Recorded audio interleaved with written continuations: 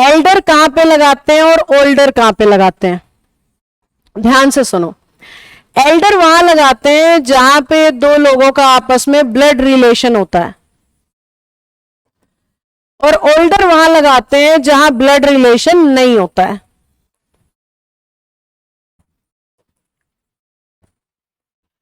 ये दोनों ही शब्द दो इंसानों के लिए लगते हैं क्योंकि ये दोनों कंपैरेटिव डिग्री होते हैं।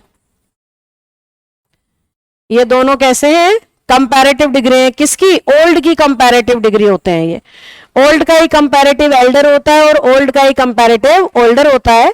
और दोनों में फर्क बस इतना ही होता है कि एल्डर ब्लड रिलेशन के लिए यूज करते हैं और ओल्डर बिना ब्लड रिलेशन के यूज करते हैं। कैसे? मैंने कहा he is elder to his brother,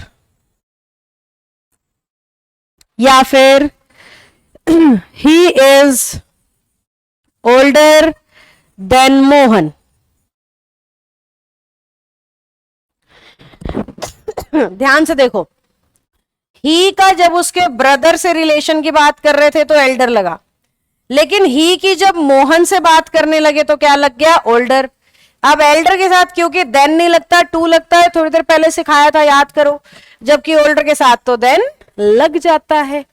तो बस इतना सा ही फर्क है। आपने बस इतना ही देखना है कि ब्लड रिलेशन है तो मैं एल्डर बोलूंगा और ब्लड रिलेशन नहीं है तो मैं ओल्डर बोलूंगा। फटाफट से यस या नो करके बताओ अगर क्लैरिटी आ गई है तो। Internet problem. Okay unknown, refresh कर लो बेटा। क्लास ठीक चल रही है हमारी तरफ से। आज मैं लाइव हूं काफी दिनों बाद। हाँ जी, थम्स अप डालो अगर एल्डर ओल्डर का फर्क समझ आ गया है तो।